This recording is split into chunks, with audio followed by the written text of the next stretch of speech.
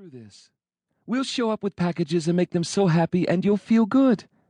The nephews will all worship you. The sisters will wonder why you took me over them. My father will offer to make you a partner in his business, and my mom? Well, who knows about my mom? It sounded pretty good to Ray. Family. It was something that had been taken from him years ago, on a highway outside Manila, when a drunken truck driver hit his mother and father as they drove home from a visit with her relatives. Even discovering that his biological father still lived hadn't quite filled the hole in his life. Maybe the sprawling, argumentative, rambunctious Chan clan would. He was 42 now, a few months past 22 years of gung-ho Semper Fi USMC lifestyle, mostly shooting and getting shot at. Ray had many scars from distant, dry or cold places, and he had many memories that sometimes, less now than before, flooded over him. Men and boys bleeding out or torn to pieces, the dysentery of fear, the yoke of duty, his own need to press on and finish, even if it finished him. What are you trying to prove, Ray? Achilles died 1,000,000 years ago. Someone's going to put an arrow in your heel, too, if you don't watch out. I'm Hector, not Achilles, Ray had replied, knowing the difference.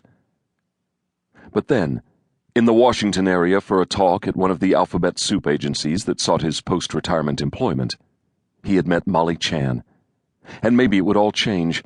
Maybe it would be better after all. It was, of all places, another gigantic mall, one out in Northern Virginia. You look like you're about to cry, someone had said to him as he stood at the corner of Macy's and Lord & Taylor's, baffled as to direction and destination. He turned. She was more Asian than he was, shorter than he was, and unlike his dead, flat desert of a face, adept primarily at staying neutral while people tried to kill him. Hers was lively, lit from within by intelligence and wit. And she had... "You have cheekbones," he said.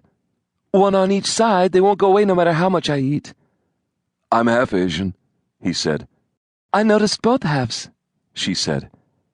"I bet it's a long story." "Longer than Tolkien. Denser, too. But at least no hobbits.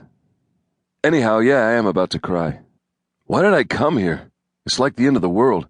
I just need some underpants." "You've never been in a mall before?" "Possibly. I'm not sure. I'm just out of the Marine Corps, 22 years. They may get you killed, but they do hand out free underpants." She laughed at his little joke, and that was a kind of start. It turned out they got along. Their rhythms were right. They agreed on who the world's assholes were. They didn't like pompous, overbearing, self-important people. They believed in hard work, modesty, repression, and honesty. Neither drank a lot. Both drank a little. Both were embarrassingly smart. What could possibly go wrong? First it was coffee, then it was a couple of meals, a number of enjoyably merry emails, then a really bad movie, and then some interesting stuff happened, and here he was in suburban Minnesota, at the biggest mall in America. America, the Mall, it called itself, and everywhere you looked stood the 3 letters, ATM, on the biggest shopping day of the year. He was visiting her parents and family, headquartered in nearby St. Paul, and on this day, the Chans went shopping en masse. The family was Hmong, that is, formerly mountain tribal Vietnamese, honorable and ferocious allies of the American war effort of the 60s and 70s, since, by political necessity, decamped to the upper Midwest. She was second generation, had only been to Asia as a tourist. She was 34 and an attorney in Washington at the Department of Energy.